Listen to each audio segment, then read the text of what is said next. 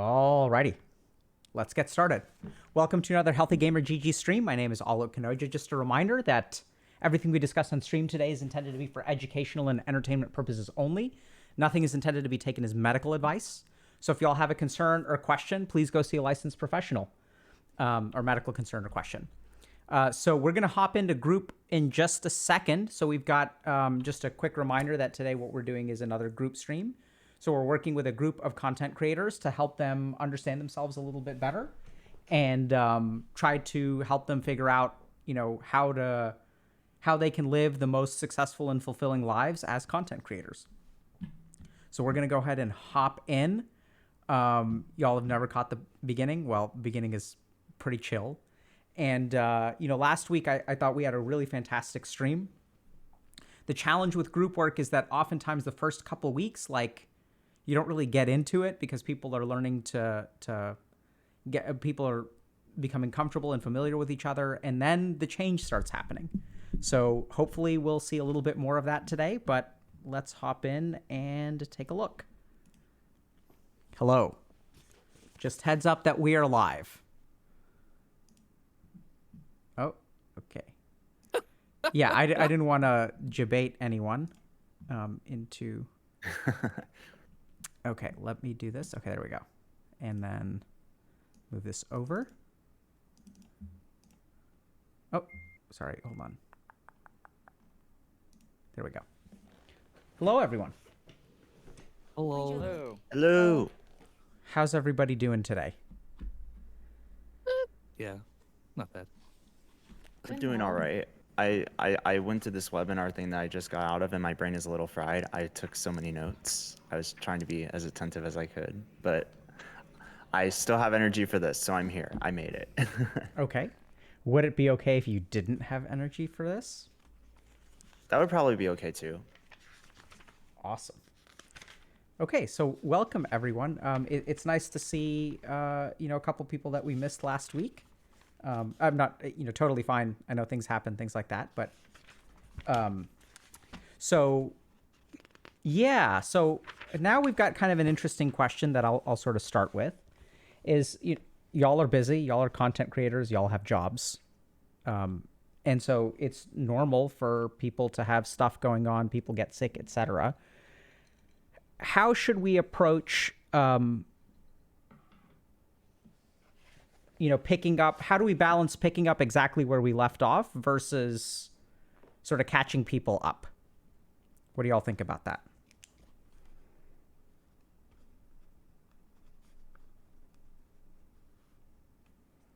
Thinking there was a lot.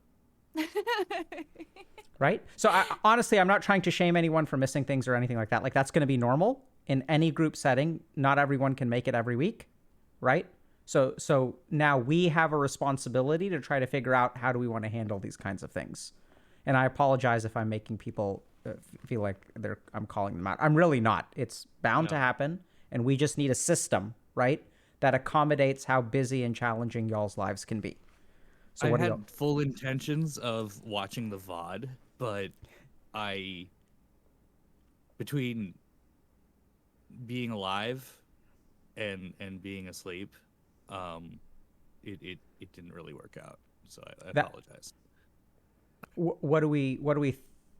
How are we going to respond to that? It wasn't that I didn't care. It was more that I literally was asleep most of the time. I was on painkillers, which was great as far as painkillers go. But yeah. So how? I think that's fine. Yeah. I mean, I think I think one of the purposes of the summaries and stuff that we post is that, if you missed a thing, there's at least something tangible that you can read and, sit there and like semi catch up. Cause I think it's probably inefficient if we always have to catch every person who ever is, missing all the time. And so, I mean, but at the same time, we want people to be on similar pages. So that way, we're not leaving people behind either. So, but I feel like the summaries is a good halfway compromise there where people can at least throughout the week be thinking about maybe some of the stuff that we put in the summaries. So Great. Right. So I'm noticing that maybe Metric is feeling a little bit embarrassed or ashamed that something negative happened to him in life, but it sounds like he had, like, it's not our place to judge you whether you have a good reason or not. I mean, that's a norm for me, so I'm okay. Like, Yeah. Embarrassment's a baseline. I can deal with that. I'm joking. I'm sorry. I suspect there's a kernel of truth there, but so basically, because I think summaries are great. I'm trying to figure out. So I'll start with this. So, like, what was y'all's impression of last week for people who were here? How would y'all describe it?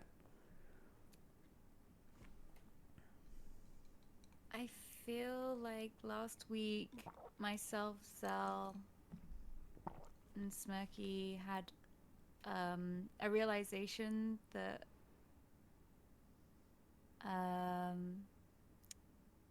we've got a lot in common, and that, recognizing us, like, for me personally, it was recognizing myself in, like, what other people were saying. And I think for Zell, it was kind of like, I don't want to put words in Zell's mouth, but for Zell, it seemed like a moment of, like, a turning point, like a changing in the mindset, in the way of describing and thinking things for himself as well. Yeah, I mean, to speak for myself, you're absolutely right. I mean, like, last week I had a lot to think about afterwards, and I felt like we kind of started to take those sort of contextualizing that we've been doing these last few weeks, and then starting to, like, more directly apply them into the actual things that, like, we feel are happening in our lives. I mean, I think I got the benefit of that last week because I think we spent a lot of time talking about some of the stuff that I shared last week. But yeah, I think what Ruby said. Yeah, it was just very profound all around, and just kind of like, because we did dive into Zell's, story a little bit, but it was cool to kind of like find things that like resonated closely, and being able to like just sit with it in that moment and acknowledge it and be present with it, and then just kind of like go from there and just, I don't know, roll with it, bounce off of things. Well, now I'm gonna watch the VOD regardless. So there. Well, hold on. Yeah, go ahead, Ruby. That this all sparked off from the homework that we realized by writing the one thing and then the other thought, that this could be endless. Like, you could turn the page and just keep writing the next thought on the next thought, and that thoughts can be almost like spiraling. Where do you stop with them? And and like Smirky said, we it's almost like, sitting with it and processing, and we deep dived more on Zell's thoughts with that, and just realizing, like, how much of that other thinking is us thinking about things outside of our control, things that are like other people, and are we actually focusing on ourselves, like, really? Okay. That was quite a big part. So now I'm going to do something weird. I'm going to ask Kathy and Metric, what are y'all taking away from this? Are y'all kind of getting what they're saying, or is it kind of like half getting it? Like, say half, maybe, like, half. Right? So 2/5. So here's the challenge. So I'm with Zell 100% that we should offer summaries and that it's a bridge. That's like literally why we do them, right? So that people feel tethered. We don't want to leave people behind. We recognize that y'all are really busy. Honestly, that's totally fine. And at the same time, what y'all just said, if you weren't there, doesn't make that much sense. Right? So this is the tricky thing. People don't realize that, like, change is about understanding. And I think someone even said last week, like, oh, like, everyone says this, but I didn't get it until today.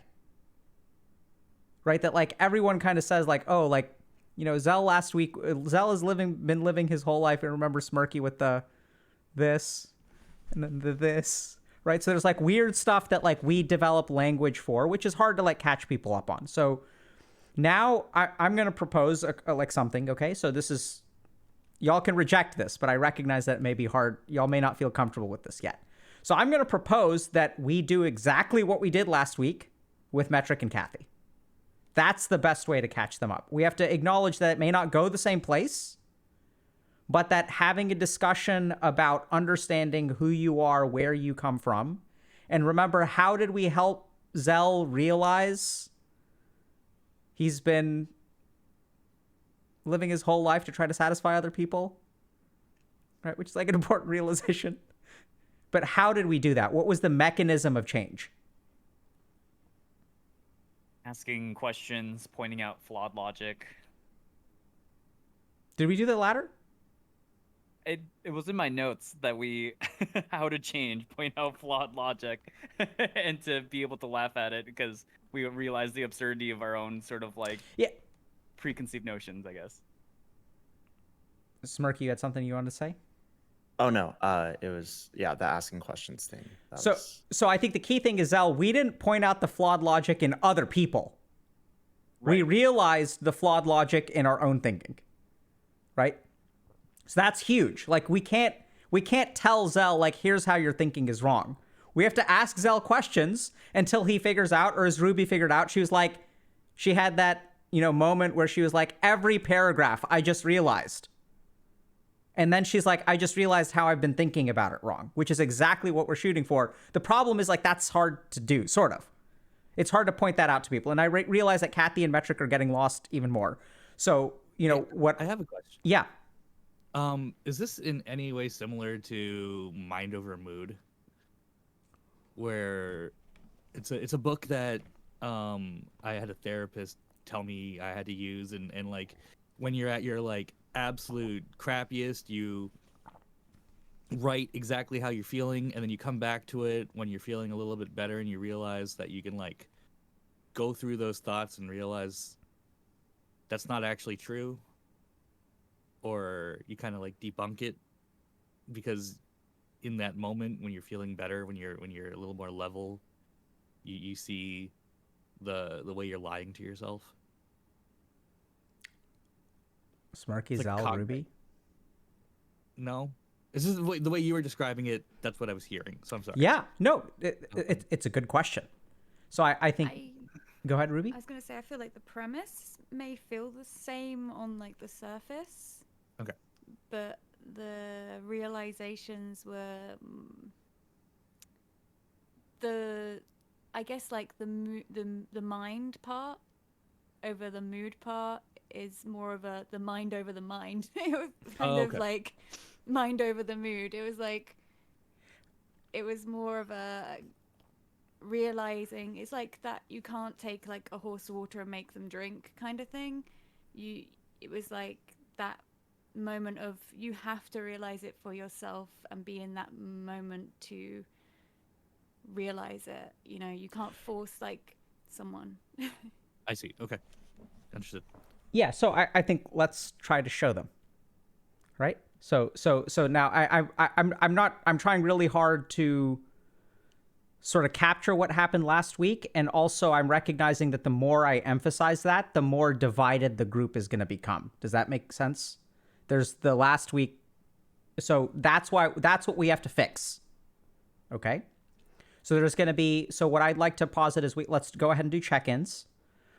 If y'all did homework, let's do share if you guys did homework, if y'all learned something from homework, and then if people are okay with it, we can focus a little bit more on Kathy and Metric today. And the most important people that need to be on board with that are Kathy and Metric. I'm okay with it.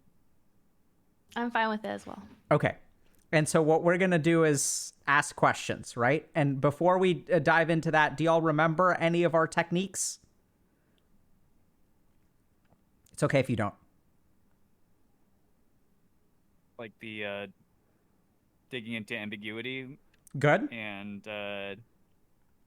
dig into the whys, like don't stop people from being necessarily like negative, like not being like, yep.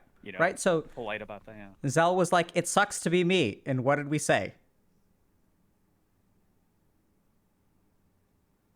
Sounds like it does. Yeah, right? We didn't like say, it, "Oh, sounds no," like it like- actually sucks to be you. Yeah, we didn't say like, no, it doesn't, Zen. Like, oh my God, you're so perfect.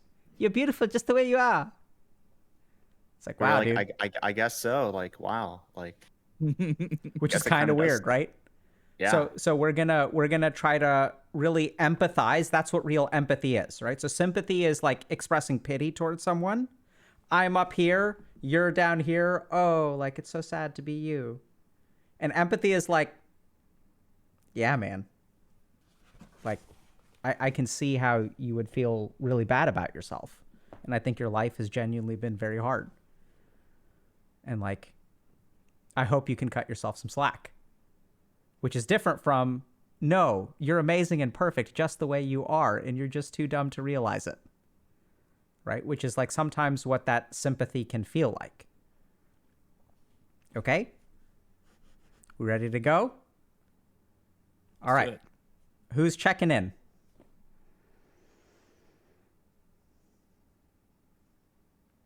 All right, I'll go. That was I like counted in my head how long. Okay, I was like, all right, I'll go.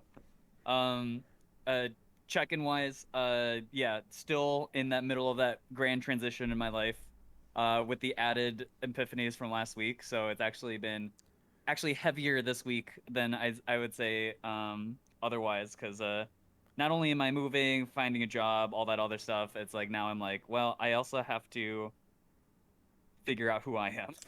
So it's been some it's been an added like bowling ball to the things I'm juggling. So it feels more like a chainsaw. Okay, so in the homework, we were talking about success and like how we define it for ourselves, and specifically like things that are uh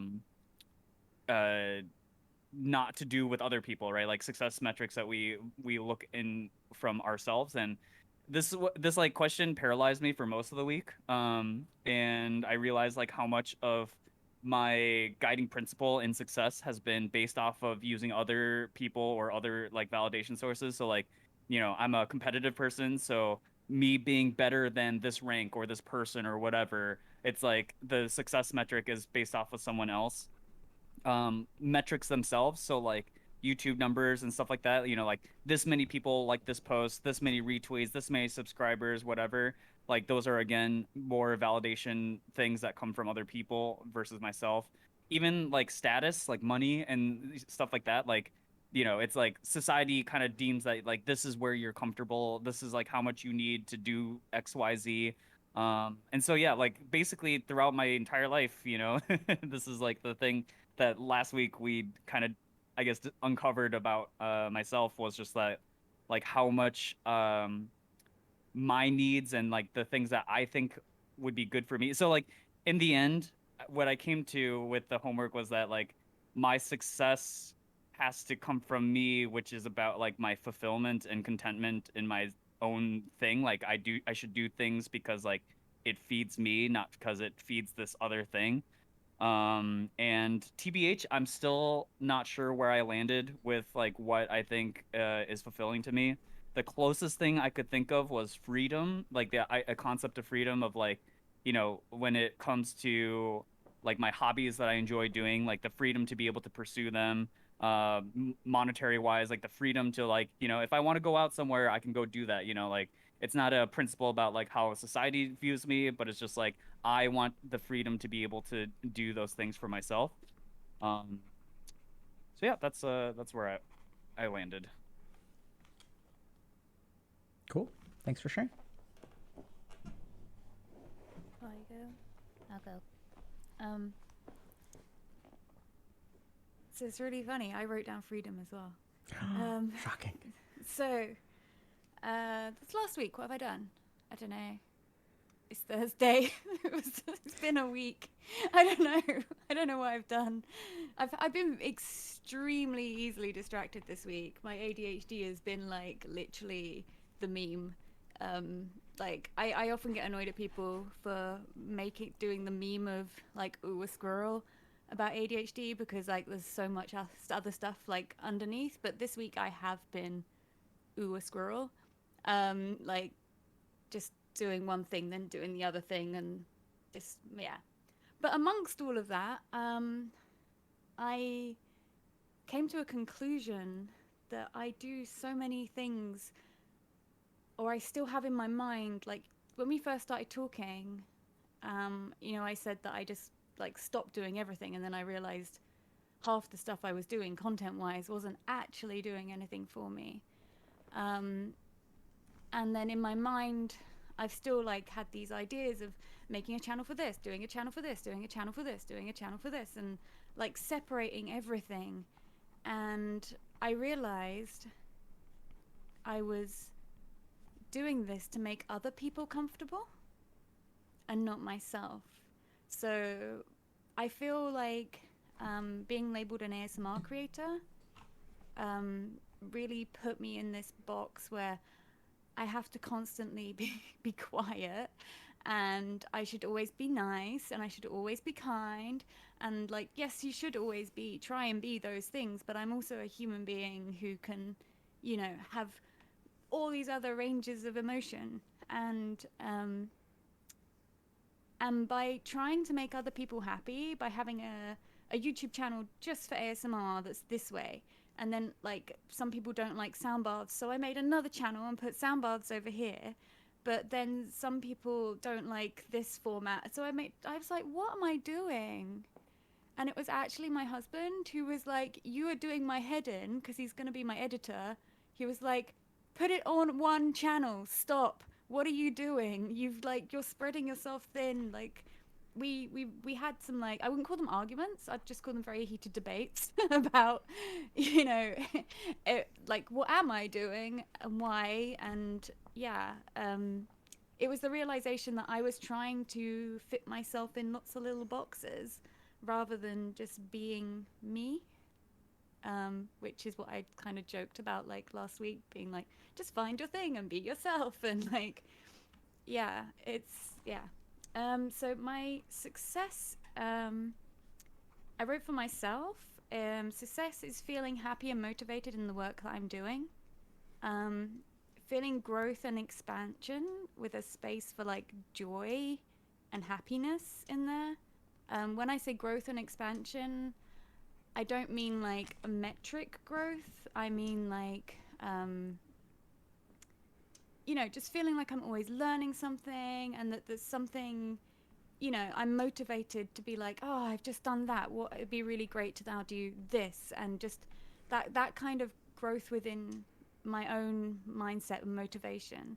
I put feeling confident in who I am and stable in the content that I'm making, because I think, yeah, like I realized I was just a bit all over the place, and that doesn't feel very stable. And if I don't feel very stable, how are the people that are consuming my content supposed to even feel stable and know what's going on? If I've got like 3 Instagram accounts, 3 YouTubes, 3 TikToks, like why did it?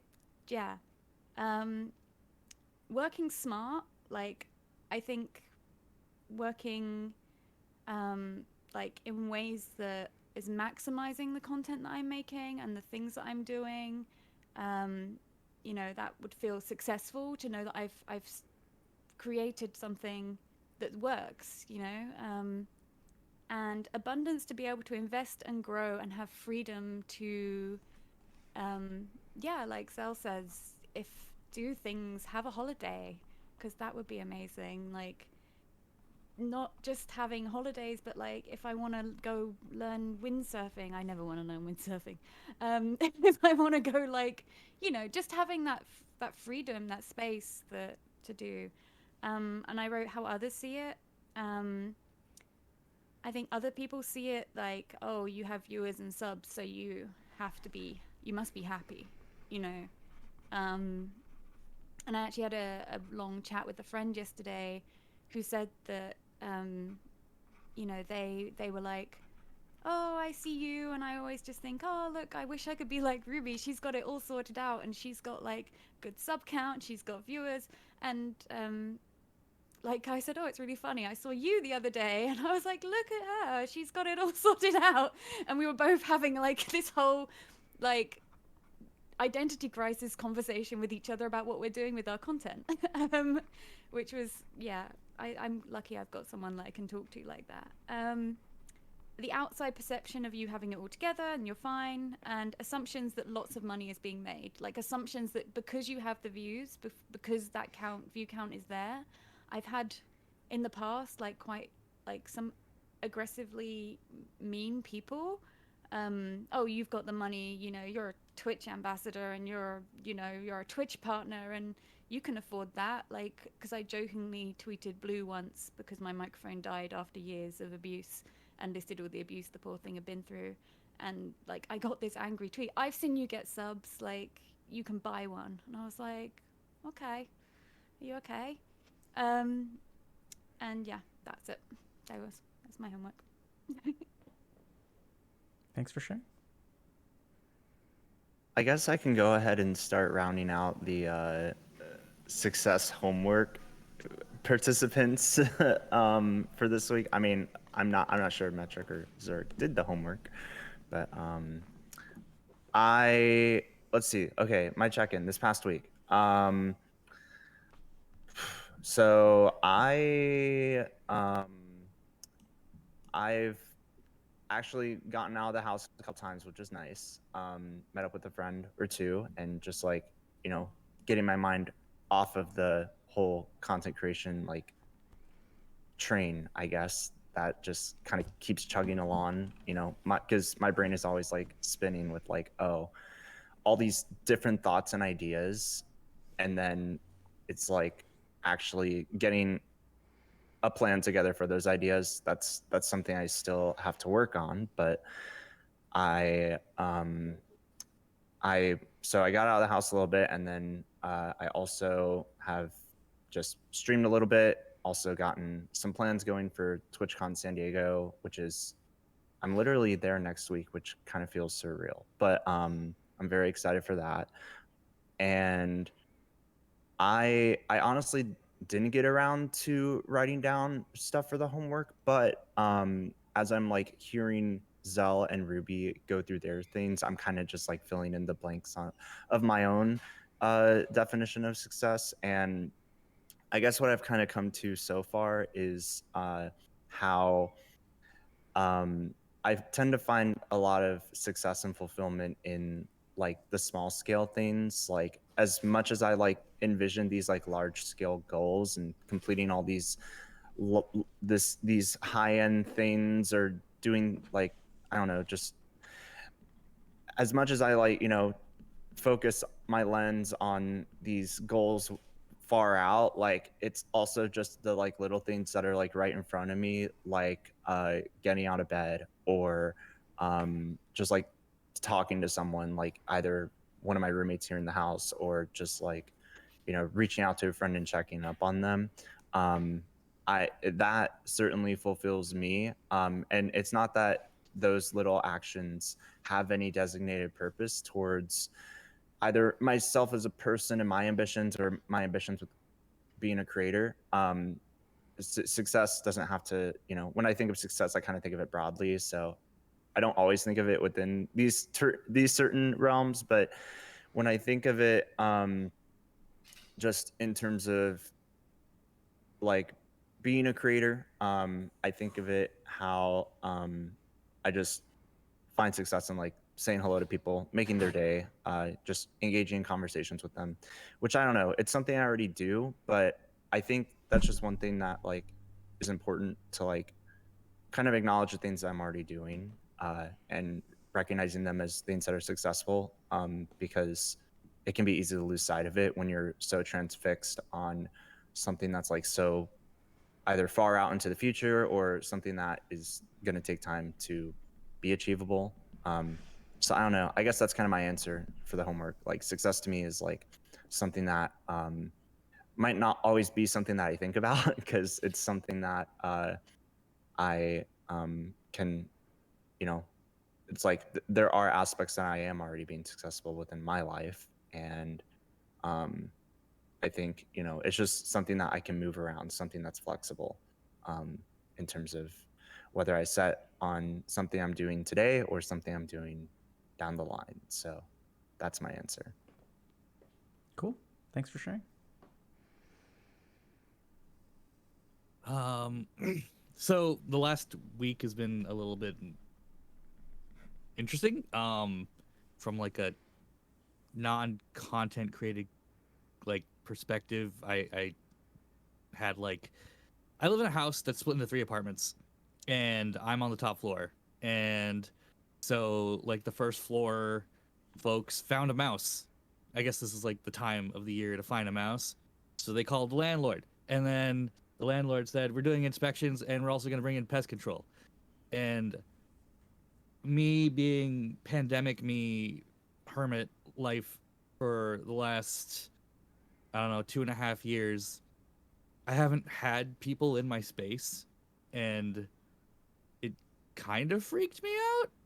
So I frantically scrubbed and cleaned and cleaned and scrubbed, and like I was actually doubting if I was gonna make it to stream last week, even if I didn't hurt myself, because I didn't actually sleep that night. And so I was wondering what I was gonna be like with 0 sleep. And would I have actually been effective? And so the good news is it went really well. And on top of that, I did a bonus thing, which was I didn't just like clean for inspection. I scrubbed my apartment so well that like my streaming space was such a mess that I used to like step into it, not like walk into it, you know? So like it used to be very claustrophobic, and now for the last week of streams, it actually feels like very freeing, like very mentally, like I don't know. It actually feels like my brain feels clean just being in a clean spot. And I guess like 2.5 years of pandemic hermit life, like I kind of just bagged it up and threw it out, and um, it just seeing my apartment, like actually seeing floors and seeing walls and seeing and having my cat like have somewhere to like walk around and just be happy, and like if she wants to like walk up to me and chomp on me while I'm streaming, like she can do that now, and she's very happy about that, by the way. It feels damn good. It actually, as far as like a just a side related content creation thing and actually a general life thing, oh my god, that was necessary. So yeah, yeah. But and then like of course I hurt myself because backs are not made to get down on the floor and scrub for, you know, hours and hours on end, and yeah. So besides that, I totally missed the mark on here, but as far as living goes, I did a good job. So I'm proud of that. Sounds like you used your time very productively, Metric. I hope so. Yeah. Cool. Thanks for sharing.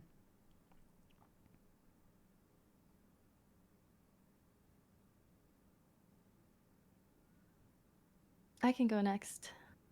To answer the 2 parts for check-in, I have some unfortunate news, so I have to find a new place to move into by the end of the year. So that came up last week. So I've been distracted with looking for new places. So I think this is going to put a big pause on streaming for a while because I feel very disrupted. So I'm not in the headspace to do that. Maybe once things are more settled down and I feel comfortable, then I can start streaming. But for now, just shopping around places, trying to envision what my life's like. Every time I enter a new apartment, I'm always spacing it out. Like, is this going to have enough room for my green screen, my table? Making sure it's going to have good lighting, and enough space overall, because this is San Francisco, so it's very expensive here. So I'm just looking at studios right now, and they're like 300 to 500 square feet for like $2,800 plus. So it's kind of like, all right, what's my budget at? I can go for this nice city view apartment, but should I really be doing this? I need to save money. So I've been going through that. Really wanted to go back to streaming once I've unpacked everything and settled down here, but circumstances changed. Um, in terms of what success means to me, I think I kind of navigated my life by, I guess, trying to operate on how much fun I'm having or how happy I feel. I think um, making sure that I feel good, that nothing is kind of intruding my thoughts. To me, that's being successful, even though it seems like such a basic measurement. Of course, there's the other ways to measure success, like having a good job, hitting the right salary, making sure my social support is good relationships with family. But yeah, that's kind of what success means to me. Okay. I mean, I could talk about that. I didn't mean to skip that, but a lot of days I feel like success is like not being me. I feel like I wake up and there's like a sense of failure already because I feel like it's too late to do the things that I wanted to do, or I'm in bed and I'm not asleep yet, and that's like something that like it just feels like everything is a fight. But when I see people who are able to like maintain a regular sleep schedule, which is like a basic human function, that's success. I think about like growing my community. I don't know how big. Like, I mean, you could have like 1,000 viewers, and I thought about it. It was like a lot of people with like really big streams don't even see who just resubbed, and they don't even have like time to thank for that. I don't want to be that.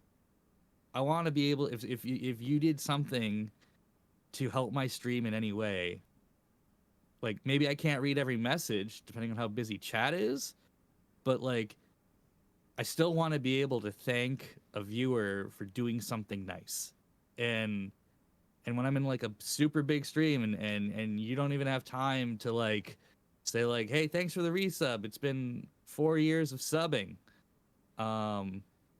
like that's and that's totally missed. That doesn't feel like actual success. That feels like, I don't know, that feels like that's not for me. It just, I still want to be able to like have a better understanding of like the majority of my viewers who I regularly talk to, and when I ask them how their day was, I'm not just asking them in general. It's because I already know some specifics about their life, and I go through great pains. I actually keep a little book, which I try not to make that sound creepy, but when somebody says something important, like, oh, my uncle's sick, like I actually write that down, and then I check the book before stream, so that if they pop in, like I can associate the name and make sure, like, oh yeah, how's your uncle doing, or and that is kind of like not sustainable with a certain size of stream. So I also, one thing I don't know if anyone else does this, but like I don't technically have a day off. Like I stream 6 days a week, but that 7th day is movie night. So I don't actually ever disconnect from the community. And I think that's like, I don't ever want to lose that.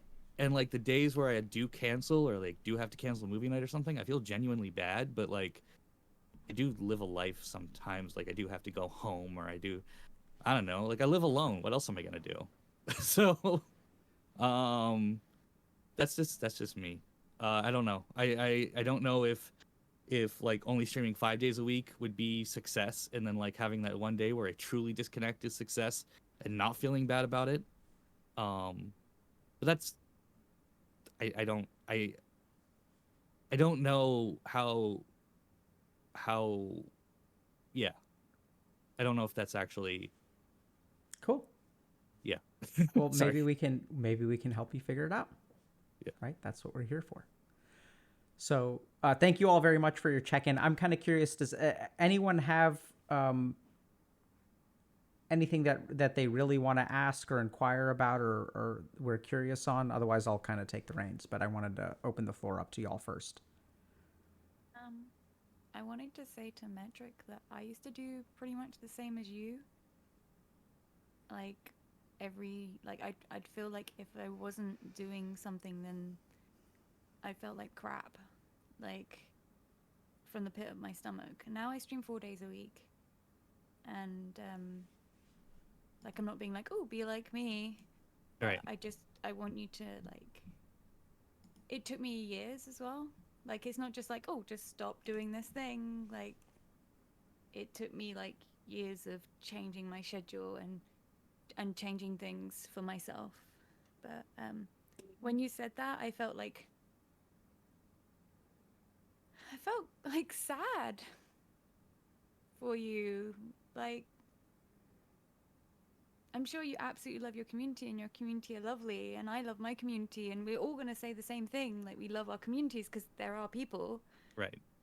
But I'm sure they want you to do something else as well. Like, but yeah, I just wanted to tell you that like I've been there, and I understand that like feeling like absolute crap. I still get it if I have to cancel a day like out of the 4 days that I do now. Yeah. So It's just it's that like still there, even but... like mentally, like when I think about it, it's like what would I do on that day that I wasn't actually streaming or talking to my community? I actually don't know. Like what, play a video game for my own entertainment? Like who sits there and plays a video game without talking out loud? I don't know anymore. I don't know that guy.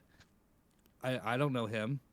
You're talking to the So person that just talks their life out loud, whatever she's doing. So right. like... I'm just really good at narrating playing video games, and like I don't, if I'm sitting alone, like who am I gonna talk to? That's weird. It's it, so But yeah, I just wanted to let you know that like yeah, I appreciate that. I can understand. Should we share like thoughts, observations based off of the things that we said, or like are we just because like I guess I want to share I guess like a little bit of what I was thinking as everyone was talking about. It seems like the idea of success to a lot of people is pretty vague, and it kind of boils down to like you know like I mean I don't actually know, right? Like success is we all determine it for ourselves, but as long as like I guess you understand your own what you're saying. And then like Metric, when I was hearing you talk about like your community and stuff too, like I felt like a lot of what you were saying was about the validation that comes from your community and stuff like that. And like I also wonder like if that can be a double-edged sword for you sometimes, if like if it's great to feel good for your community, but it can also feel bad for not doing things for your community. It feels like this kind of like razor's edge that you can be Right. standing on. Like if I stopped streaming tomorrow, what would I be? And I don't know what that is. I couldn't imagine it. It's like, it's weird that like it's actually like a symbiotic relationship of they show up to take their minds off their days, because like the mood that I try to foster is, school sucks, work sucks, you come home, you put your feet up, and I'll let you veg out for the rest of the night. And that's what I've always strived for. But if I'm not doing that, and if I don't like have those people to have that rapport with, who am I anymore? So yeah. Yeah. It's a good question. So I'm going to go ahead and take the reins for a second. So last week, I don't know if we remember, but I started out asking questions to Zell for about 10 to 15 minutes. And then y'all sort of took over. If y'all are okay with that, then I'd actually like to ask Kathy a couple of questions. But I want to give everyone a free license to like interrupt me before the 10 to 15 minute mark. And the other thing is that we also need Kathy to be okay with that. Which, you know. I feel fine. Okay. I guess if I'm not comfortable, I'll just say no comment. Perfect. Right. So I'm going to ask you a couple of questions that could feel hard to answer. Okay. And if they feel hard to answer and you don't feel comfortable answering them, that's totally fine. And also, maybe we can gain something from what makes it hard to answer. So, Kathy, when you were checking in, first of all, this whole moving situation sounds awful. Like, because I almost got the sense that you're just getting unpacked in some way or something. Yeah, it's been a little over a month. Oh my God, dude, that sucks. Yeah, it's insane. The 300 to 500 square foot studios for an absurd amount of money. Like, yeah, I have no idea how people in San Francisco survive. Like, how do y'all even? I think, well, they have higher salaries. So when I moved here from Seattle, Washington, they gave me more money to adjust for the cost of living.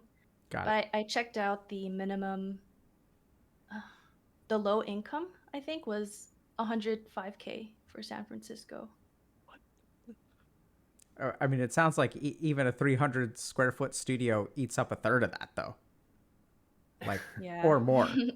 Like, yeah. So there's a lot of trade-offs I have to take. Like, oh, this place is great. And then you go downstairs and look around the neighborhood and you're like, I see why it's so cheap.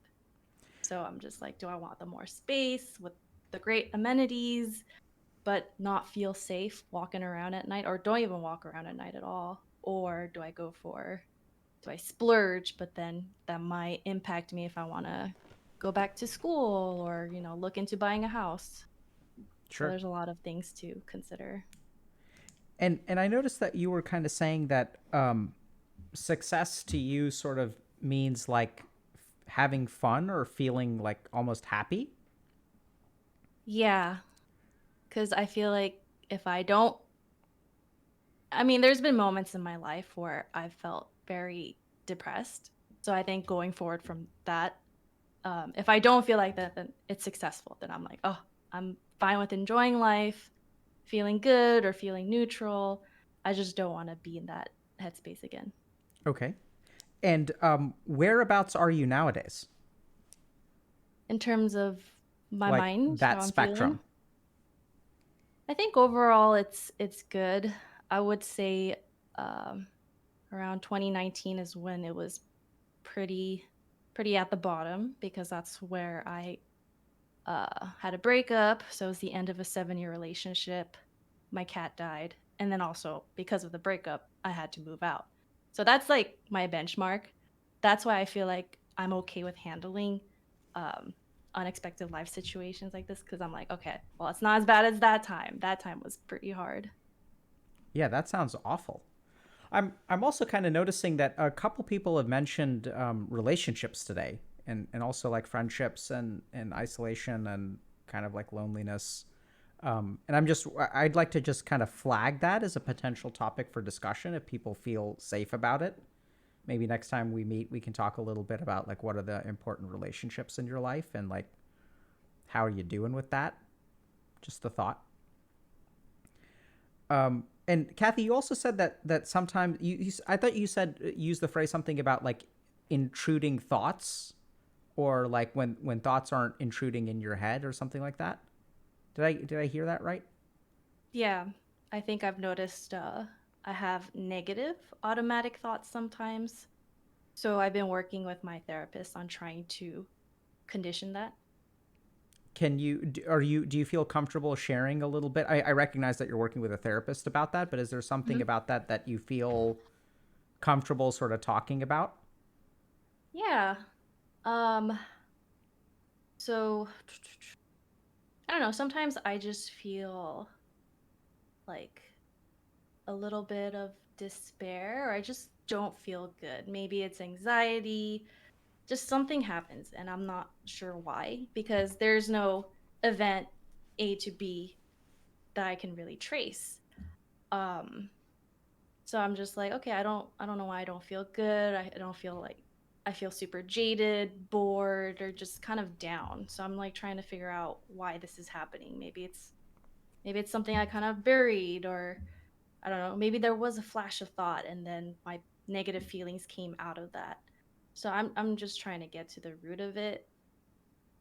It's kind of hard to track sometimes because maybe I'm in the middle of a task and then that pops up and I don't really know what triggered it. So it's a lot of backtracking. Sounds really RNG-ish. Yeah, I'm like, I don't know why I feel like this. I'm outside enjoying the weather. It's a beautiful day. San Francisco is nice. But then I feel bad and I don't know why. It's very demotivating. Um, and I'm just like, what's the alternative? I don't know. I just feel weird sometimes. So that's why I kind of reached out to Healthy Gamer a while back, because I think like venting what I was feeling and having someone there who wasn't a friend or anyone else who had any connections to me. I felt like I noticed that I started feeling less of that during that time period, if that makes sense. And I attributed that to talking to someone from Healthy Gamer. And that's separate from your therapist? Yeah, the therapist is a recent development because Okay. my company gave us extra sessions. Okay. So I'm going to pause for a second and kind of check in with the group. So, so here's Kathy is. She's shared with us something incredibly private, which is that she's talking to a therapist about that. I applaud you, Kathy, for sharing that, because I do think that we need to destigmatize like seeking treatment for stuff and getting help for these kinds of things. So I really appreciate your courage there. And at the same time, I'm kind of wondering if it's like, if a therapist is talking to Kathy about it, like, can we even help with this? Or is that something that the therapist has to fix? What do y'all think? I think that there's a possibility that we can have a different insight that may help. Yeah, like, I mean, I'm not like a licensed professional or anything like that, but maybe there's some kind of way that we could still contribute to, the notions, the ideas, the thoughts. Yeah, what do you think we could, any idea how we could help? It's okay for no one to have a clue. Because like part of me is like, oh, like, hey, I resonate with this thing and this thing, but just commenting on that, like, I mean, I don't know how um helpful that is, because it's like, oh, okay, this person feels that way too, but I I don't know. I kind of had a bit of a question. You said that like you compare everything to like the worst part of your, like what you count as being like your worst time. And I was wondering, like, could that comparison, because I think I've done it as well, like, and I think we've all done it maybe in certain ways. Oh, it's not as bad as that, so I'll be fine, kind of thing. Do you ever think that like sometimes some things happen to you and you feel bad, but you don't allow yourself to process it in that moment and feel bad and acknowledge that you're allowed to feel bad about it? It doesn't matter if it's not as bad as this other time, like, and you're doing that through fear of, like you said, you don't want to feel that way again. You're avoiding processing your initial feelings, and like, this is what it felt like when you were describing it to me. This is what it felt like, and it's what I've done. I've avoided processing my initial feelings because I don't want to feel depressed again, because I felt really bad at that time. So then I just, like, the thing that happened that made me feel bad, I push it away. But then I don't realize until like some time later, because I have exactly the same thing as you. Like, I like Ruby, feel- pause. I just, yeah. Pause. Sorry. Let her respond. Listening. I'm sorry. Yeah, no, I could tell you're listening. Mm-hmm. So Oh, to respond to that. yeah, I guess I don't really understand what you mean by processing it. Like, is it kind of thinking about the situation, seeing what I could have done better? What does it mean to process? To cry? Maybe, like, for me personally, this is gonna sound weird and I don't know how to explain it, but just like sitting with it, like actually acknowledging how I feel and how something made me feel.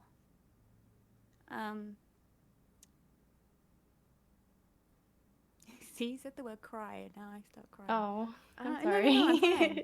Like, I'm absolutely fine. Yeah, for me it's like giving myself space. And if that space is just to be on my own, like to sit with a feeling and allow myself to not even question it. Like sometimes I don't even question, oh, what could I have done better? It just, yeah. I guess that's something I've learned over time with meditation practice, I guess. I don't really know how to explain what I do. It's just I allow myself to have a void for emotions. Like, and then it will pass on and then I feel better, but I'm not very good at explaining this. I told you I was highly ADHD, and thank you for you're making doing me you're stop doing great, talking. Ruby. No, I stopped you for a different reason, which I'll explain in a second. But what do you think about that, Kathy? I think I kind of what you. I think I know what you kind of mean by processing it. Trying to like sit with whatever happened, think about it, and then even, like I mentioned, cry, which can be cathartic. I guess another interesting to note is I don't think I've cried in a very long time. So maybe I've buried it and then I have coping mechanisms, but I don't know.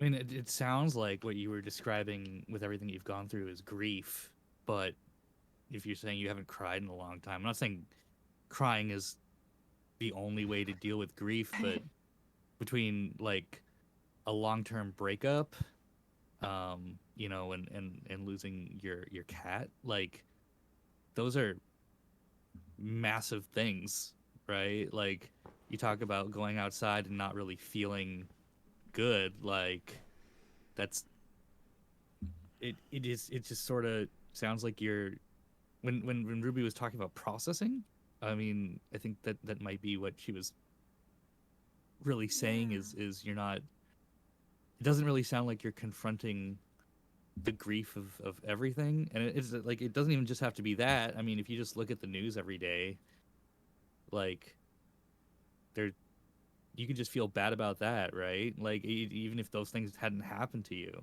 it just feels overwhelming. So I don't know, I'm just saying, like, you have all these reasons to be upset, but you're not really giving yourself a justification to be upset in a way. Like you're acknowledging it but not fully. You're not confronting the consequences of it. At least that's what it sounded like to me. What do you think about that, Kathy? I guess I'm just having trouble trying to understand how to. I think we just have different ways of processing it. I'm processing things. I'm not being dismissive, but it's just Yeah, observation no, of myself and of how other people cope I'm not with saying things. like crying is the only way, but Oh, it and just yeah. sounds like, like the way you described yourself, it almost sounded like you were numb, Oh, I do right? feel numb sometimes. Yeah. So that's that. I was I don't gonna know if say, that's the sorry. best feeling. Yeah, sorry. Can I say, like, the word processing maybe isn't the right word. The more I hear you like saying it, I'm like, it needs to be replaced with just feeling. Are you allowing yourself to, like, I don't know. It's really hard for me to explain. Yeah. So remember, how do we get to understanding with the person that we are trying to help? Is it through Questions. explanation? Absolutely. No, I'm trying to think of a So- question to so like, that- ask. It's okay. Right? So, like, I'm going to let Smirky and Zell chime in. What are y'all observing happen between Metric, Ruby, and Kathy right now? Personally, it felt kind of like we were telling like Kathy how to feel about these things a bit, and so like to me, like, you know, of course, when we talk about events like our pet dying or a relationship breakup, of course, our association with those events is that they're negative, but also it's upon each individual to take in that grief and how they deal with it themselves. So like it like to me it was like I was hearing like, Kathy, you should be really sad. You should I'm be not- more yeah. sad. I would not say that. Metric, Sorry. it's totally fine, right? So this Okay, is exactly what happens in group. Right. We slip into, and Kathy's a part of this too, because Kathy's a really good student. Who's asking the questions? Kathy. And y'all fell for it, all three of y'all. Yeah. And this mine is- started with a question, and then my frustration got mixed up. So did we catch that? Like, this is what's important, right? So this is why it's really important that people are asking questions, people are answering questions, and some of y'all are being silent as the grave, and you're just watching. So we got off track because we started to have some hypotheses. Good. Tried to help. Good.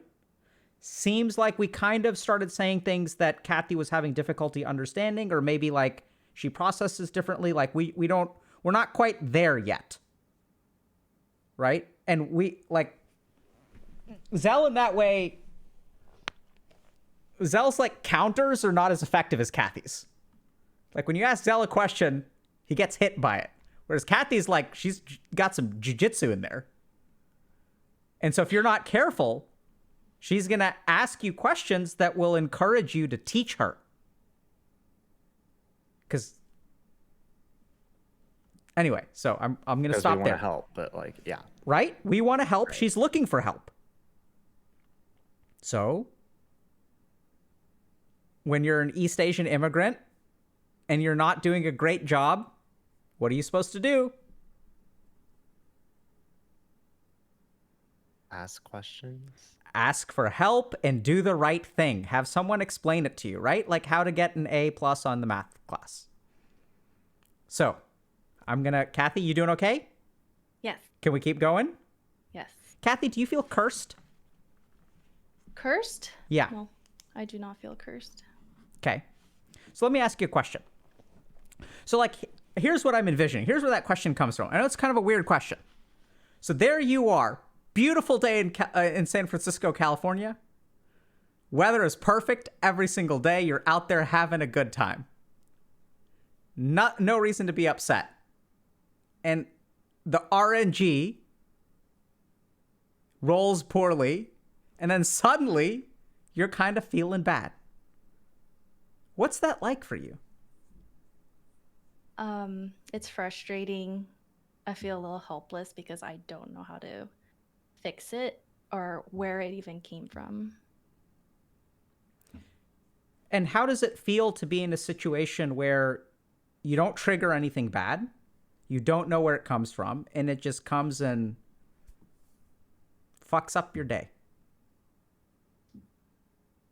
How do I feel about that? Yeah. What's it like being you? I'm frustrated. So like I said, I try to fix it. So maybe I'll reach out to someone or change what I'm doing at that moment. Maybe like go read something, play games, just do something to distract me from whatever I'm feeling. So I'm almost wondering, like, that sounds kind of awful to me. Like, and the reason I made a mistake in sort of asking you this, but like, I'm putting myself in your shoes for a moment, and I'm imagining that if that happened to me, I would kind of feel cursed. I'm not trying to convince you that you feel that way, by the way. I'm just sort of sharing with you my thought process, which is like, because it's like, why do you have to do that? You know what I mean? It's like, why can't you just have a good day without this crap happening to you?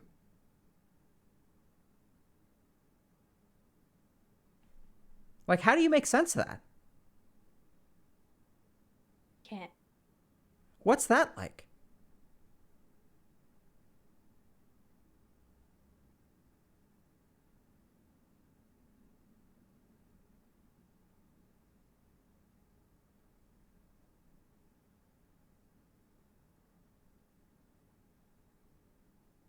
Is this a question?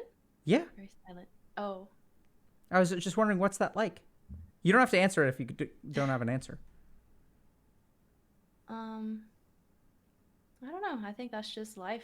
I just gotta deal with it. I don't know why my brain chemicals are making me feel this way. Maybe something underneath it all. But yeah, that's just life. Gotta deal with it. How do people feel hearing Kathy say that?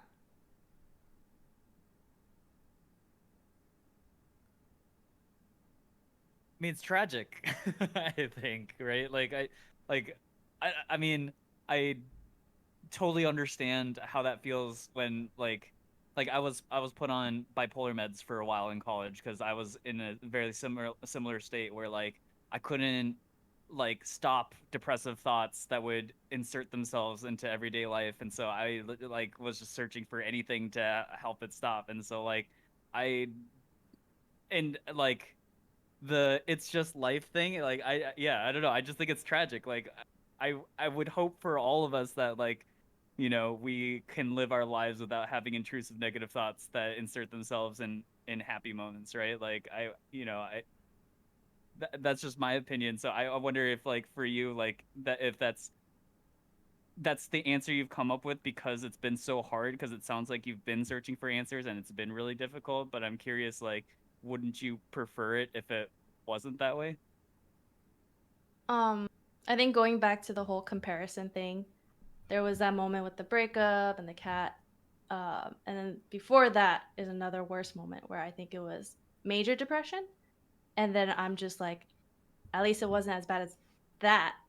So I think that is what helps put a band-aid on it. Because I definitely felt worse then. Then was when I was actually seeking out a psychologist and had very, very bad thoughts. So I think that helps me carry on through my day. I feel like Zell's kind of like, but wouldn't you prefer if it didn't have to be that way? I mean, yeah, I would love to not feel that way, but I don't know. I just feel like it's always going to be a journey of trying to manage it, trying to cope, which is why I said I think that's just how life is going to be. Mm-hmm.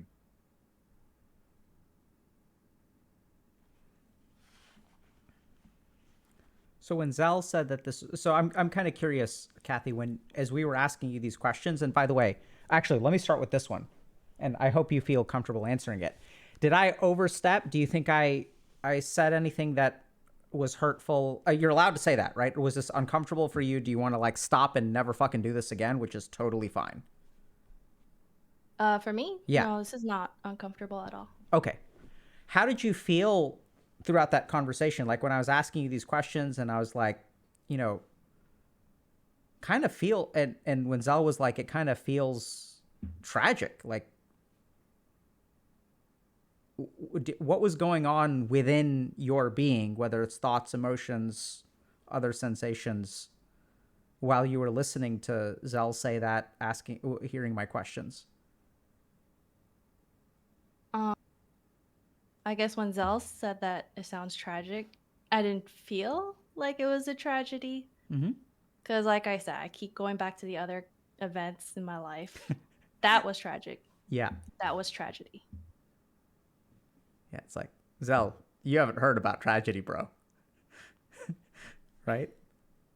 Which I think it's useful to do.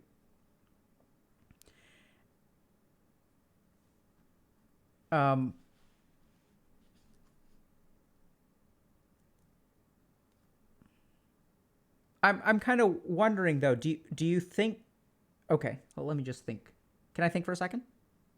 Yeah, sure. Yes.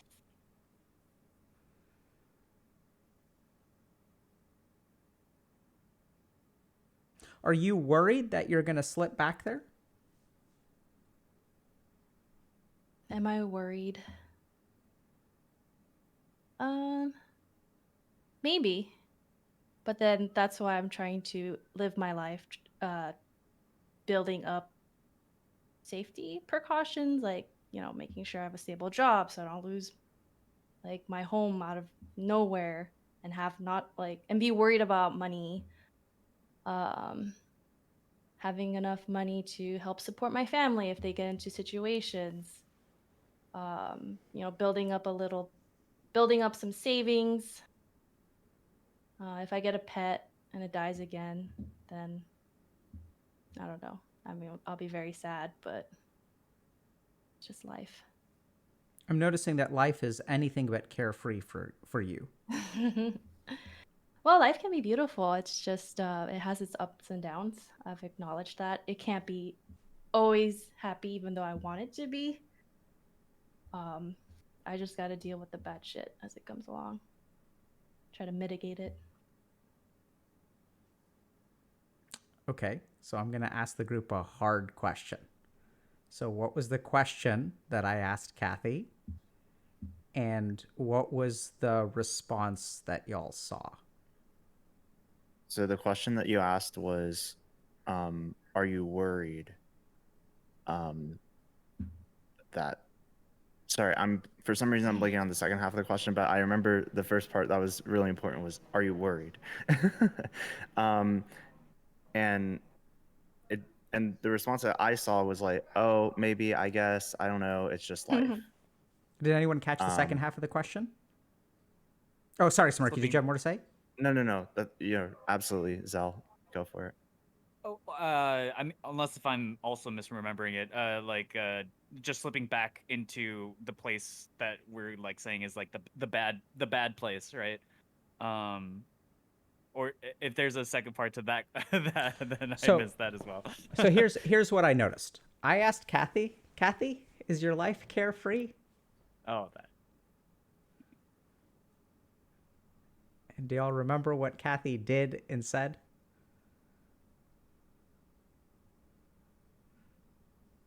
She didn't give you a straight answer. Certainly. Yeah. It was right? it seemed very like I don't know if deflective is too extreme of a word, but it definitely didn't seem... So the first thing she did was laugh, which Kathy doesn't do very often. Right? She laughed and she's like, life has its ups and downs.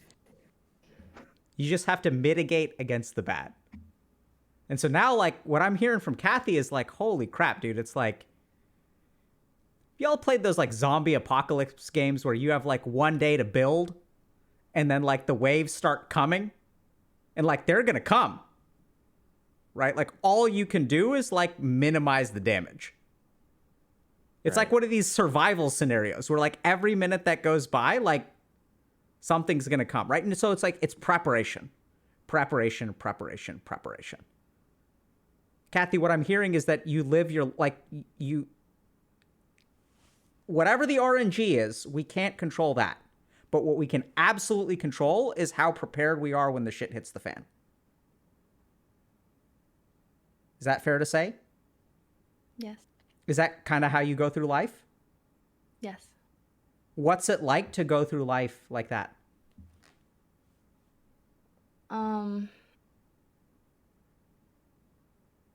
don't know. Like, I think I feel good most of the time. Like I said, there's those RNG depressive moments. I'm not really worried about my future. I don't know. So here's, what do y'all think about this? Like, are we kind of, so we care about Kathy, right? Are we okay with Kathy going through life like this? It seems to be working for her.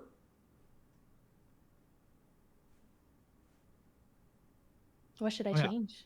I don't think I'd be coping as well, which is why I'm concerned, but that's me.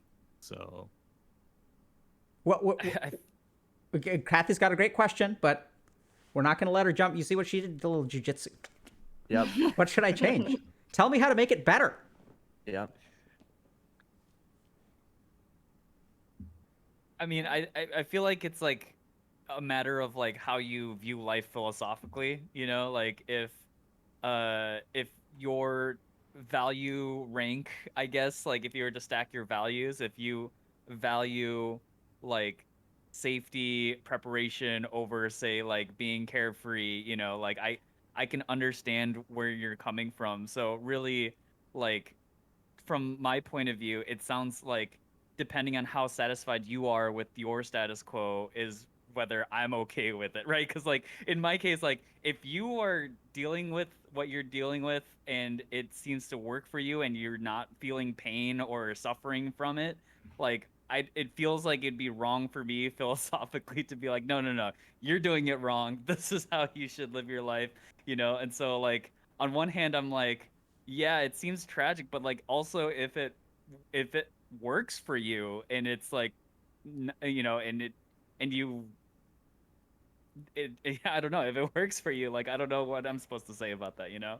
Like I feel like if you felt like that mode was bad or something, or you really wanted to get out of that loop, then you know it feels different. I don't know. No one talk except for Zell. I mean, sorry, no one talk except for Kathy. We're just going to let Kathy sit with what Zell said. Let's see what she does. Yeah, I think it's a matter of perspective. I seem to have an understanding that maybe some people think my life is very stressed out because I don't know, preparing, or I don't feel as carefree. But I guess in my perspective, I would disagree with that. I think my life is carefree.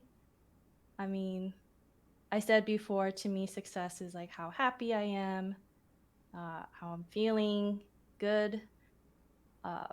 I guess I think I'm also lucky that even though I have a like 9 to 5 job, it's in something that I really like in the gaming industry. So I think that really helps to, I guess, elevate.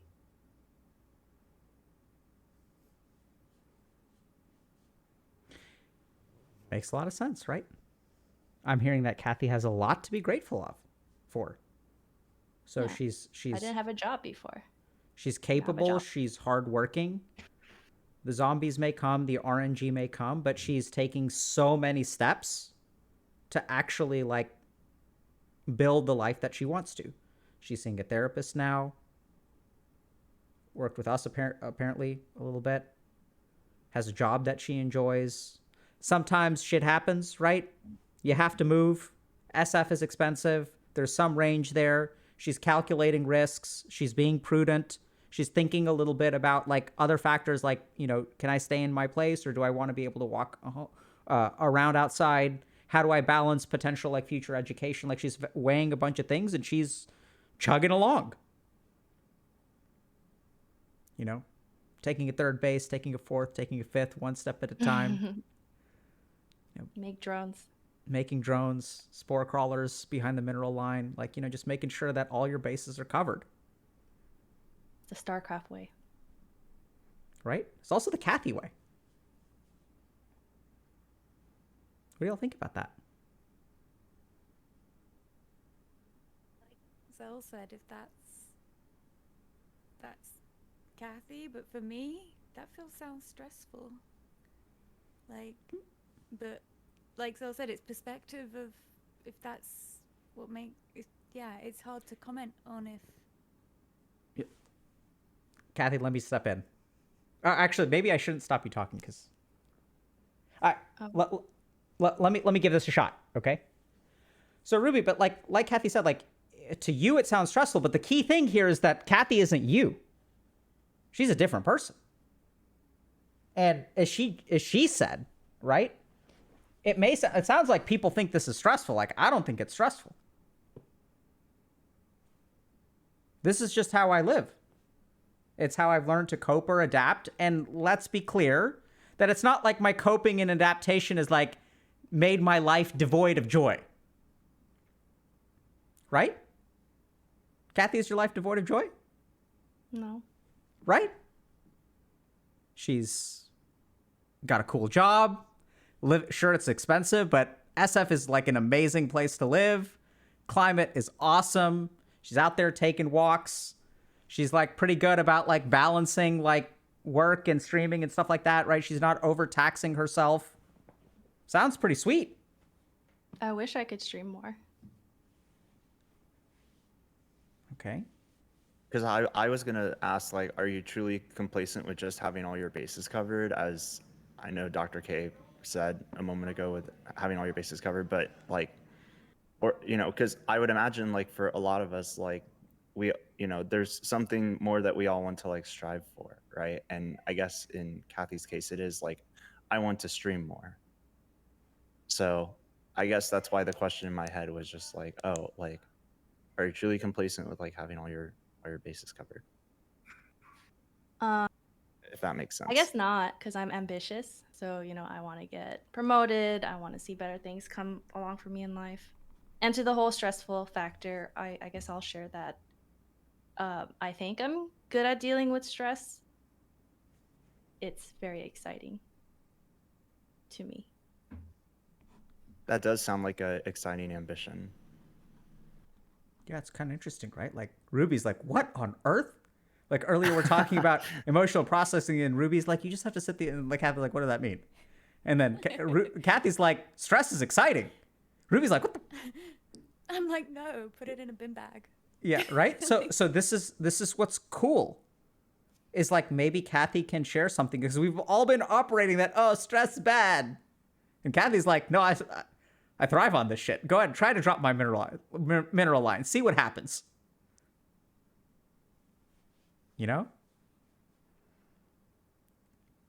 So the interesting thing, I don't know if y'all kind of noticed, but like we played around a little bit, and now Kathy's like, I get the sense we're kind of getting a little bit more from her. Because let's try to recap. What can we help Kathy with? So it's not what we think she needs. What does she tell us she needs? I can think of 3 things. These are hard, right? So I spent years paying attention to conversations. But what have y'all heard? What do y'all think she needs help with? Not falling back into the bad place. Okay. Streaming more. Streaming more. We'll talk about the bad place in a second. What else? Figuring out the move in 3 months. Sure. One thing that's in my head is like framing the questions to not be how do I fix it, but maybe you have any insight on like, I don't know, asking about like, instead of like looking for a solution, asking for like the problem aspect, like how do I word this? It's like, instead of always looking like just for the answer, it's kind of like, instead of looking for the answer to like a problem, like asking for like, what kind of, how do you find that solution? And then, oh, maybe I can learn something from how other people find that solution. Does that make sense? Instead of just like asking like, oh, like, what do I need to change? Like, how do I get there? So I think we can build on that. So now I'm going to ask y'all a couple of questions, okay? So I think that's what we're going to do in practice, Smirky. So Kathy says she's ambitious. Y'all think she's happy with where she is right now?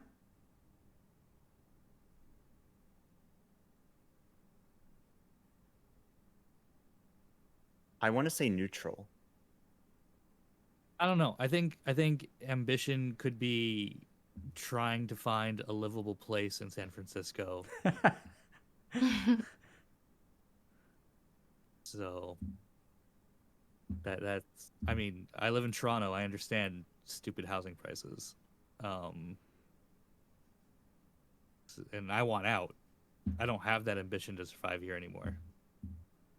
So I mean, well, we need to ask her about it, right? Like, I feel like I feel like Kathy, when you have spoken to us, you have told us how like you're doing great and everything. But like, I'm curious, like, how do you feel about it? Because I feel like you've kind of convinced me anyways that like it seems like you're doing great. And it sounds like you have this life motto that you abide by, but then yeah, you kind of left this hanging thread of like, well, I'm ambitious, and it's like, well, okay, so like what you want more out of your life. So I'm curious like what that is for you. Uh, I guess ambition to me is probably getting promoted, getting more money, getting more opportunities. Um, Having a house would be nice. Having shelter. Do you feel like anything that you're doing now is directly impacting your ability to get to those things? Mm. Yeah, maybe those down moments. Sometimes I'm just like in bed for like 2 to 3 hours and I'm just like doom scrolling on my phone. This is when I'm not feeling good. And I'm like, well, I could have been streaming for 3 hours, could have been talking to people, playing games, or having one-on-ones with folks about my career. So I hate those moments. So inefficient. Do you I mean, I think you've already answered this before, but and those moments just kind of come up for you kind of randomly, right? It's not like they're from anything. It's not like something like happens with it, right? So I don't think I see a pattern. I think the latest one that I did track was, I think I was thinking about like my entire life. Like, oh, am I gonna have a family? Am I gonna have like a kid? I'm gonna settle down. And then I started feeling terrible after that. I was like, oh, maybe that was just way too much to process. And I was just like in a bad mood afterwards. I'm like, okay. It just seems overwhelming because that's a lot to just take in one go. makes sense. I mean, so I guess going back to Dr. K's thing, like I I feel like you generally are doing great, but things could be better. And it sounds like some of these things that like overcome you are, yeah, like you said, overwhelming. So if I guess like because you spend a lot of your time in kind of like preparation and fortifying mode, like how much of that energy that you put into fortifying, like if there was an easier way to do it so that maybe you would be able to access, the energy to handle those overwhelming moments. I don't know. That's I have a But- question. No, wait, Ruby. Sorry. like Kathy. I'm curious for you, Kathy, like if that would make sense to you. Um, Sorry, can you rephrase that? So basically, what you just told me was that like thinking about these things, the future is overwhelming, and so my question is, do you feel like if you had more energy devoted into solving these bigger future things, that like you could take some of the energy that you're using now fortifying your defenses in order to access some of those overwhelming things, if that makes sense. Like, do you feel like, I mean, I know energy isn't this like zero sum thing, but like, would you feel that, like, I don't know, maybe it's zero sum, but like, took in, if you'd spent less time like continually fortifying, maybe you'd have more energy to pursue the things that you felt like, you wanted to reach, I guess. Mm, Or they wanted the same for you. I don't know. I think they're one and the same to me. Okay. So building spore crawlers is taking a fourth. It's making sure you don't die to your opponent's harass, so you can't take that fourth. Right? Does that answer your question, Zell? I think so. So, Ruby, you had a question? I'm gonna ask, and it may sound like it's not related, but when you said like, oh, so inefficient, that like just hit me.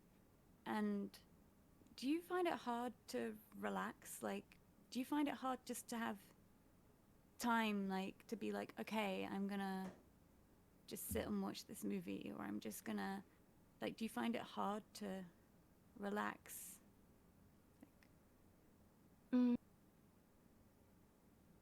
I think I can relax. Like I've been watching shows and genuinely enjoying it, snacking.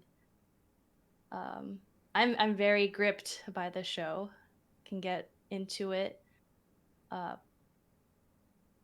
I do take vacations sometimes. I'm like, oh, I feel like that was a lot, so I'll go to Vegas and party or whatever.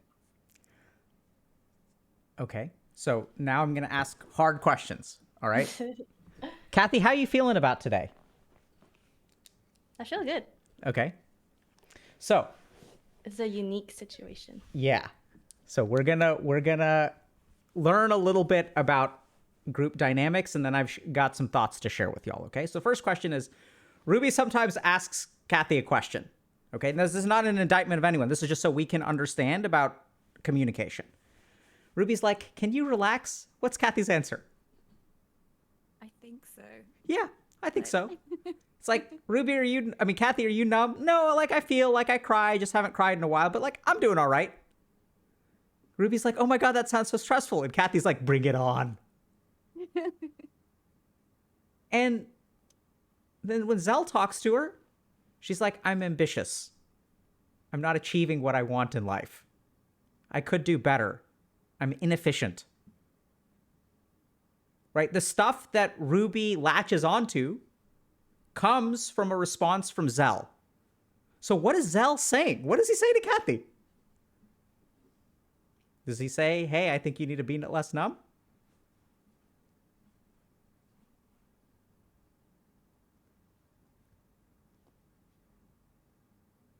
Zell's like, "Hey, I think you're doing fine. It sounds like you're doing fine. Sounds like you're doing great." And then what does Kathy do? "No, I could do better." Do y'all see that? So we have to, right? Because like Zell was like, "Look, if it works for you, it works for you."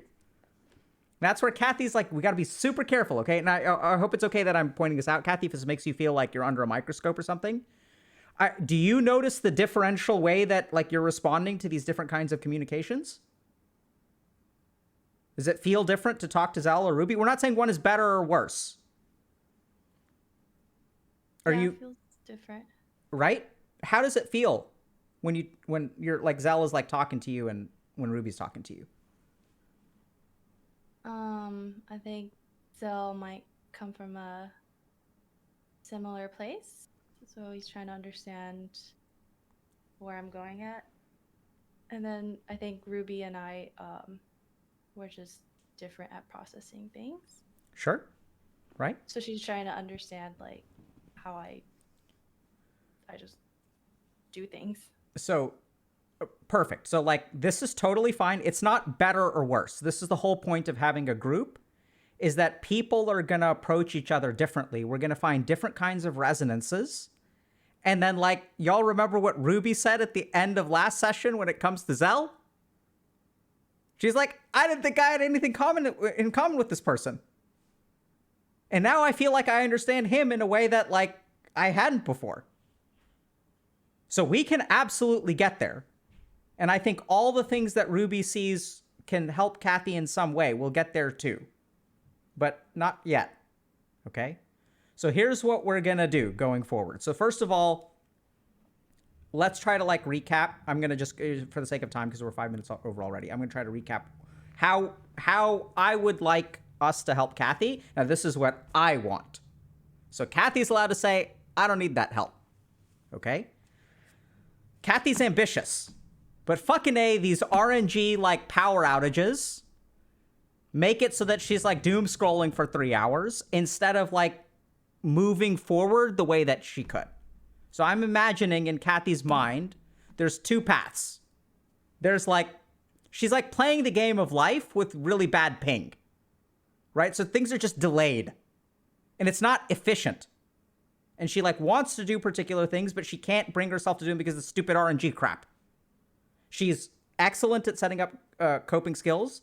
She's excellent at preparing for the worst, despite the fact that she's had a couple of really, as she describes it, tragic experiences she's managed to carve out a life for herself.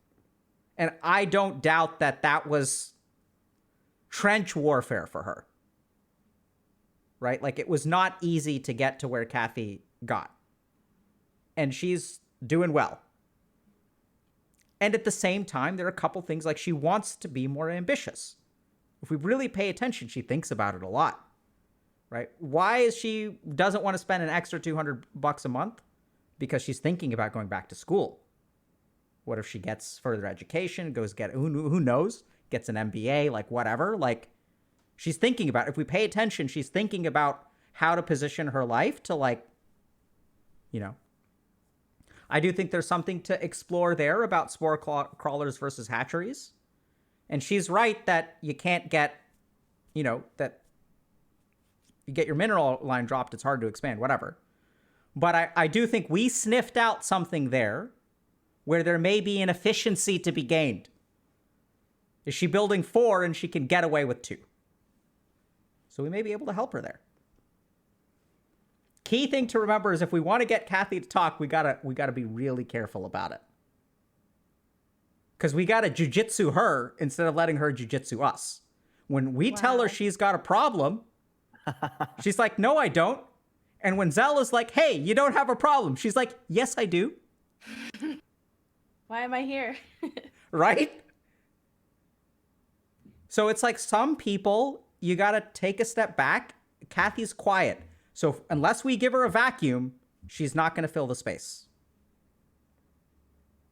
We learned this on week 1, that we got to ask Kathy questions. Now it's like a little bit like, we're going to tell Kathy, hey, Kathy, I think you're doing great. She's going to be like, yeah, but, because she's good, right? She's resilient. She knows how to practice gratitude. She's genuinely been in some hard situations, right? So each of us has strengths, weaknesses. We have to try to figure out what she needs and how we're going to help her get there. Last thing is she said, I don't know the root of where this comes from. Where the fuck are these medevac drops coming from? Where is this base? She scouted the whole map and she has no idea. They just spawn out of nowhere. And so one thing that we can think long and hard about, I don't know if we're going to be able to do it over group, but we can try to help her understand. And this is where, like, we're going to need Ruby, we're going to need Metric, we're going to need Smirky. Because y'all are picking up things. I don't think y'all are wrong in what you're sniffing. But we're going to have to be, like, super subtle. Like, we're going to have to try to figure out, you know, like, where is the root of this? Because is it RNG? There was recently an interesting meta-analysis that was published that suggested that even major depressive disorder is not due to a neurochemical imbalance. It's like, you know, who knows? But I think that, you know, we're going to try to help her. Like, we're going to help, like, if for nothing else, like, we don't have to help her process emotion. If that's, like, it's like, okay, how are we going to get you? Like, what does ambition mean to you? What would you wish you did more? What gets in the way of doing it? And Kathy's going to love it because it's like solutions. Right? Kathy, do you want us, how do you feel about us helping you be more ambitious or capitalize on the ambition that you feel? Sounds what? Sounds good. Okay. So she decides what kind of help we need. And then we tried, right? Zell was stumbling around with that question for a while, which is totally good. I think there's more to that, Zell. But we're going to have to get more sophisticated in our communication and in our understanding of Kathy. Gazelle, you know what you were thinking. That was a hypothesis-driven question, bro. Because you know, y'all connect. Y'all have some very similar, like, ambition, not living up to ambition, like, you know. And that's true of all of us, right? We've all probably felt that way. So we're going to start to use Zell a little bit, but that's okay. And now we'll sort of bring everyone in. I really, really hope from the bottom of my heart that no one felt criticized. I think it's just different styles and places. Everyone is going to help everyone else. And it's just natural that human beings will resonate on different wavelengths.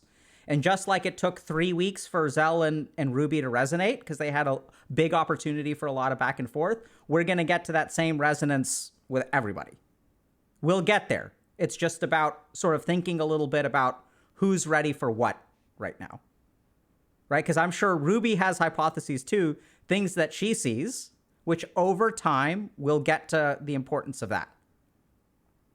Last thing I want to acknowledge is that, we sort of left metric out in the cold a little bit. No, I understand exactly why we needed to do this. So, okay, so I appreciate that metric. I won't continue there. The last thing that I want to talk to y'all a bit, I'm going to share just a little bit of just like science and research. So, when we were talking about the homework from last week, we talked about how like Zell used to tell us all the stuff that he could be doing, right? But he came back this week and he said, I want to focus on freedom. I'm just picking freedom. I noticed that Smirky and Ruby both talked about different kinds of values as well. Ruby was talking about freedom, motivation, growth. Smirky was talking about like small goals versus large goals and like really focusing on the small, and not so much worrying about the big. So here's the really interesting thing. In life, there's pain and there's pleasure. A lot of us gravitate towards pleasure and try to move away from pain. This is how we function, right? Because pain is bad and pleasure is good. The challenge is that a lot of what we want to accomplish isn't pleasurable. That if you really want to like succeed, whatever that means, that you have to sort of embrace pain and not like run away from pain. It's our avoidance of pain that gets us into a lot of problems. So there's some really interesting research that shows that acting in accordance with your internal values is how we willingly choose the path of pain. So like, all of y'all have done stuff that sucks and you've done it willingly. And why have you done it willingly? Because it matters to you. You sometimes choose the hard path because you care about someone, because you love someone, because you love a pet. Like, you'll wake up in the middle of the night and go to the emergency room if your cat is ill or whatever, right? We'll do all kinds of unpleasant things for things that align with our values. And the more that we discover what our values are and the more that we align our lives with our values, the more we're like suddenly pleasure and pain don't matter if you're doing something that's aligned with your values. This concept in Sanskrit is called dharma or dharma. And interestingly enough, has been scientifically validated as well. So if you look at like research on addiction treatment, what you discover is that in order to get someone to overcome like a heroin addiction or a crystal meth addiction, which are strong biological drivers of behavior, you have to align the treatment, not have to, but it's very effective to align the treatment with people's values. So you can tell someone, hey, if you keep on using crystal meth, you're going to lose all your teeth. Like you can say that to them, but that's not actually going to stop them from using crystal meth. Fear is not a sufficient thing to overcome addictions usually.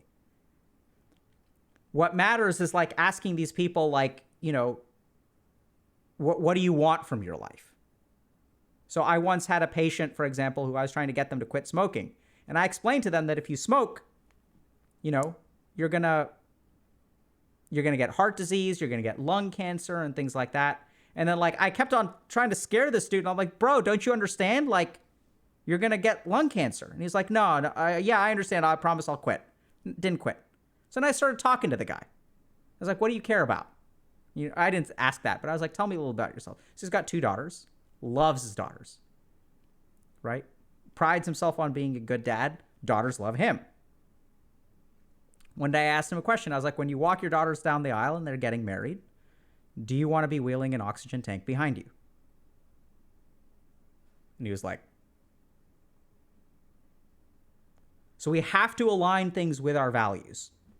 There's also something called acceptance and commitment therapy, which is a scientifically validated form of therapy that sort of builds on this, sort of suggests that the more we align things with our values, the better off we'll be. So, I think this direction that we're kind of moving in is going to be like really, really important. I do think we've got some work left to do, especially for Metric and Kathy, in terms of figuring out what their values really are. I think we're sort of getting there, especially with Kathy, because we sort of know what she wants, right? But we like have to understand more, because she's got to have a good reason to put down the phone. And wanting thus far has been insufficient for her. Do y'all get that? Kathy, do you feel judged if I say something like that? How would you... Maybe? Good. So thank you for being honest, right? So what I would love it if we could help you do is have something within you that you've cultivated that helps you put down the phone. How do you feel about that? I could try it. Okay. We're going to try. We have no idea. Okay, questions before we wrap up?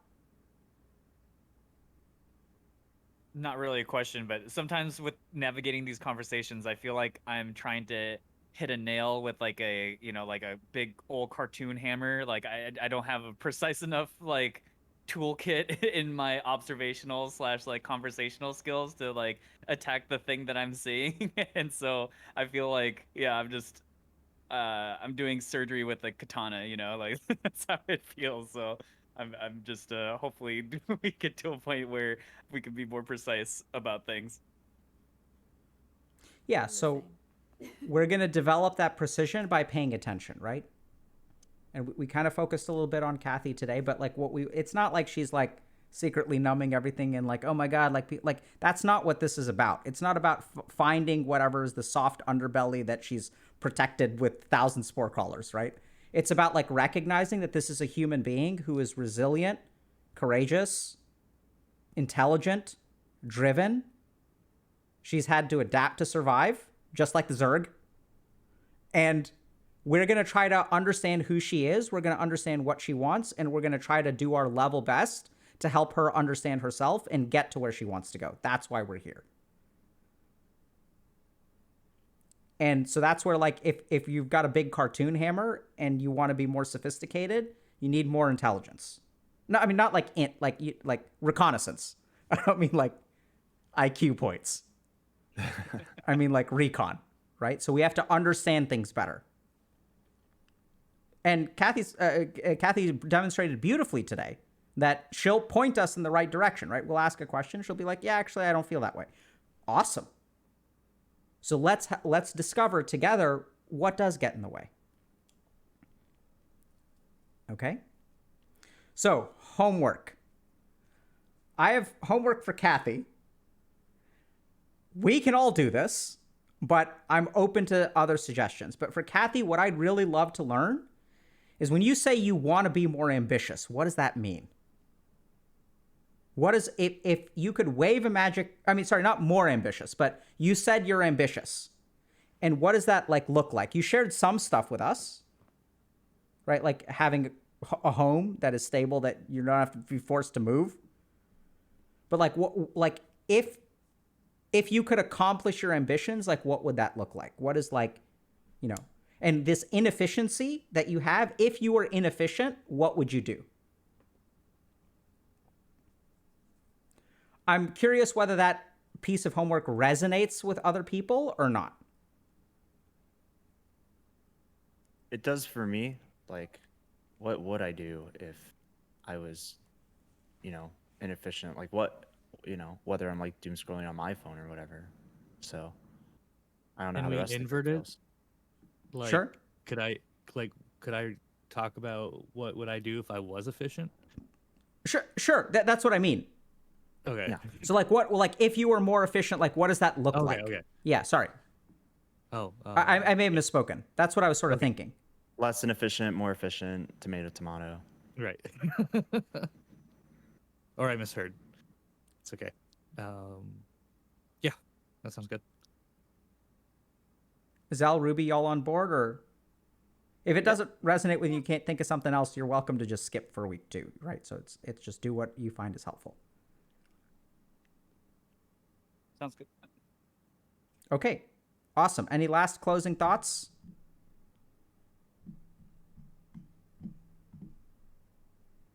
Okay. Just thank you for your time. And have fun at TwitchCon for everyone who's going. Yes. I'm looking forward to it. Be safe. Yeah, so if people are going, we'll see who's going. Maybe we can just communicate in our group DM and at least say hi to each other. And Ruby, you had mentioned that you may be doing a sound bath today. Is that still on? Yeah. And so I put it already. Okay, can I raid you? Yep. Okay. So we'll raid you in about 5 minutes. Thank you very much. Kathy, my honest appreciation for, putting yourself up on the altar of scrutiny today. I hope it wasn't too much, and you're welcome to give us feedback privately afterward if it was, or even to, people like Hannah or whoever if we overstepped, okay? No, this was great. Okay.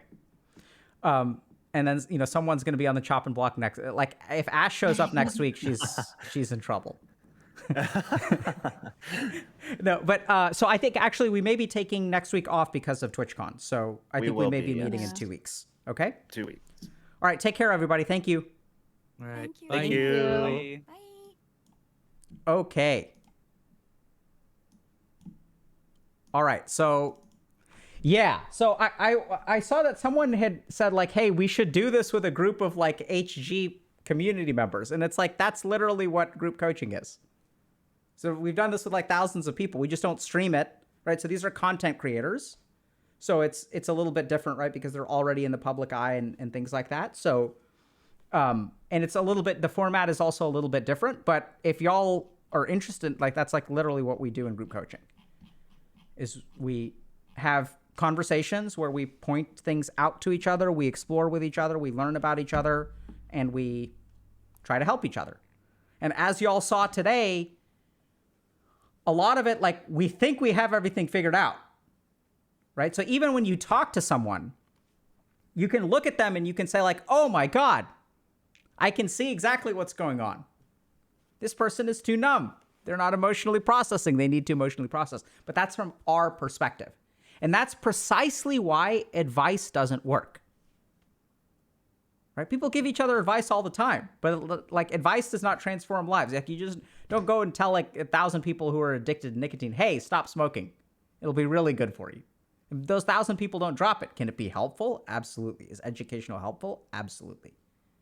But if you want to change, things need to be tailored to you. And that's where group work is really interesting, because we get to, I don't know if y'all can kind of tell, but, like, even if an expert talks to you about something, having a peer who has lived through what you've lived through and has kind of been in your shoes can actually be effective in a different way. So coaching is not by any means a substitute for therapy. And we really believe that. Like, I'm telling you, as a therapist, it's a completely different ballgame. Peer support, which has been the UN, the World Health Organization, the US Surgeon General, all three of these institutions have recognized the value of peer support. In calls to action, especially around mental health, they've talked about, hey, like, we need more peer support services. And we see this in addictions, because you can have the best trained psychiatrist if you're addicted to alcohol. But if they've never been addicted, there's a certain element of them being able to help you that they can't provide. And so if you go to an AA meeting with someone who's been, like, struggling with alcohol for 20 years and now has been sober for 20, they can help you in a way that no psychiatrist will be able to. This is the value of the peer support model. And so y'all maybe even saw that today, right? Where like Ruby knows a ton about emotional processing, emotional awareness, super high EQ. And yet, what we really saw today is a resonance between two people who understood each other as peers, right? And even though they understand each other, Zell is still inching Kathy in a different direction, right? So expertise is not always sufficient. And this I've seen, like, firsthand as a psychiatrist. It's like, there's just some stuff that I'm never, like, especially when I work with clients who are women, it's like, I'm never going to know what postpartum depression feels like. Never going to know that. And so my ability to help a woman through postpartum depression, which I've done time and time and time again, I've done a good job and I've helped a lot of people.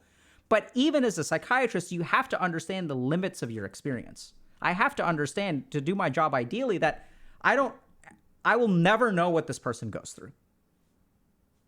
And so that's the value of the peer support model. Anyway, great points, all. I know that this is a little bit different from our most of our usual content, which is totally fine. Right? We're doing this to illustrate that change, because I think one thing that we've made a mistake in actually here at HG is we sometimes make it seem easy to change. Like if you watch some video and like Dr. K is giving a lecture about gifted kids, it's like, oh my God, I understand myself now. It's not like every person who watches that video is like their life is completely transformed tomorrow. Do they make progress? Do they have catharsis? Sure. But it's a long road and change is hard. And that's why like when we do outcome measures for coaching programs, like we don't look at 1 week. We look at 8 weeks, 12 weeks, 16 weeks. And that's when we really see change. This like sustainable change that affects how people start looking at life, living life, how they make decisions. And so change takes time. And we realize that we're actually like so almost making a mistake in the sense that we have single conversations and we're not really demonstrating how change can take time. So hopefully y'all enjoyed it. And let's head over to Ruby for a sound bath. Oh, let me see if I can do this. Oh boy.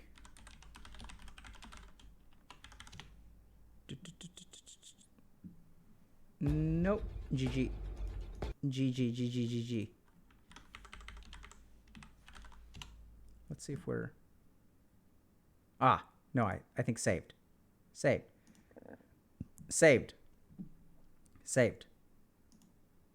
All right. Raid. Ruby. True. All right, let's head over to Ruby's channel for a sound bath, and we'll see y'all tomorrow with a regular stream, okay? So take care, everybody. Have a nice day. Thank you all for coming. And adios.